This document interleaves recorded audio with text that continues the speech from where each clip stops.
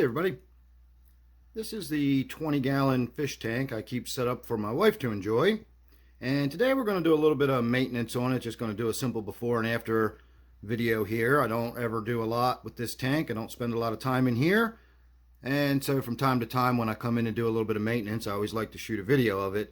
So again, not a lot going on today, just having a look at the tank. I did add a new angelfish to this tank not too long ago, and my regular viewers may remember I was a little concerned that this angelfish was really small when I put it in there, and it didn't seem to be growing very much. It was doing well behaviorally. It was eating and swimming around and looking alert and attentive, but it just didn't really seem to be doing anything. It just never got any bigger. And then suddenly one day it started to. And it's still pretty small, but it's also still pretty young. So I fully anticipate it growing out and getting bigger. I hope it stays relatively small. This is a 20-gallon tank, and while that is big enough to house most angelfish, I have had some angelfish that have gotten really big over the years, and a 20-gallon tank would not be suitable for them. I don't think that is going to be the case with this one, and that's a good thing. I'm really looking forward to watching this fish grow up and spend its life in this tank. It's going to be a beautiful angelfish when it gets older. So other than that, not a lot going on at the moment. We are going to be adding a few fish to this tank during the water change, so you get to see that in the after portion. And I am also going to investigate the lighting in this tank. It seems a little dim. This does have two lights in it, one on either side in the hood. It's just a standard aquarium lighting fixture there. So I'm going to be popping that open to see if we don't have a light that's burned out, or maybe there's some algae growing over the glass that's reducing the amount of light that's getting into the tank or something like that. But we do seem to be a little on the dim side today, so I'm going to check that out. So there you go. There's just a little look at your before. And there's your after. So the lighting issue turned out to be exactly what I expected it to be. It was a lot of crud and growth on the glass. I got that all wiped down. Both bulbs are still functioning fine, and we got the tank nice and bright again. I did not remove any of the floating water sprite. I did that last time I was in here, and this tank's not real heavily lit, so the water sprite does not grow out of control like it does in some of my tanks. In fact, none of the plants in this tank, except for the Java moss, really have to be removed on any kind of regular basis. The Java moss, of course, has to be removed fairly regularly. You will notice I've got two new Red Wag Platies in this tank. We can see one right off to the left there. I'm not entirely sure where the other one's hiding at the moment. Probably either back in the corner behind the plants or up near the surface behind the plants. That's where they usually are.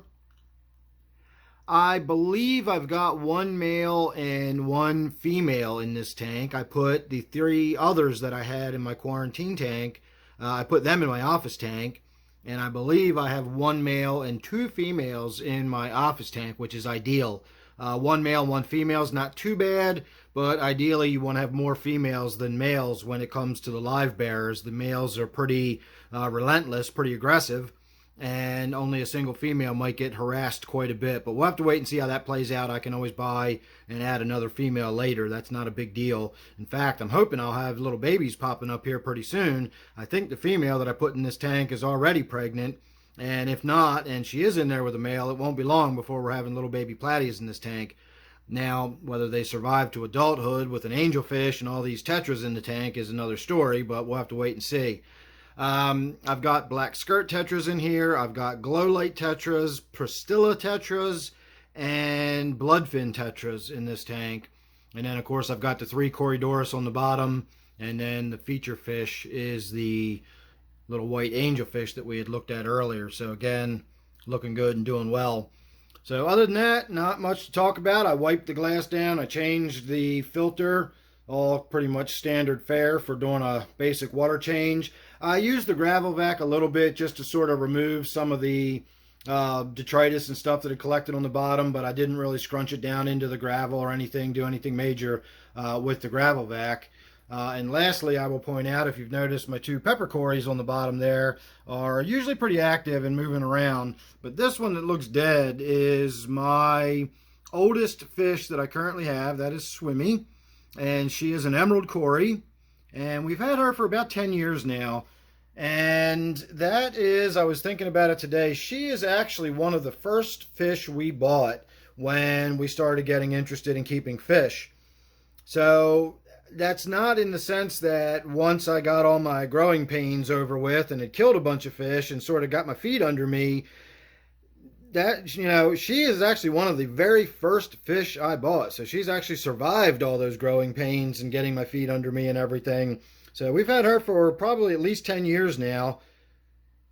And she's still doing okay. She's always had a little bit of a stumpy tail. She was a little bit deformed, but that's never really stopped her or slowed her down. So we'll have to wait and see how many years we get out of her. 10 years is not that long for a Cory. They regularly live 15, 20 years. So hopefully we'll have a lot of years left to come. So there you go, everybody. Just a quick look at the tank that I keep for my wife. I can't put my wife's tank in the title. YouTube demonetizes anything that I put with my wife's anything, and it gets demonetized. So I learned long ago to stop putting that kind of stuff in the title. But this tank is called my wife's tank, and again, I just keep it set up for my wife to enjoy, and it's fish that she likes in here. So there you go, everybody. Thanks for watching that one. Make sure you're subscribed. Don't forget, this one is my wife's tank. I have a whole playlist for it. So thanks again. I'll see you real soon in the next one.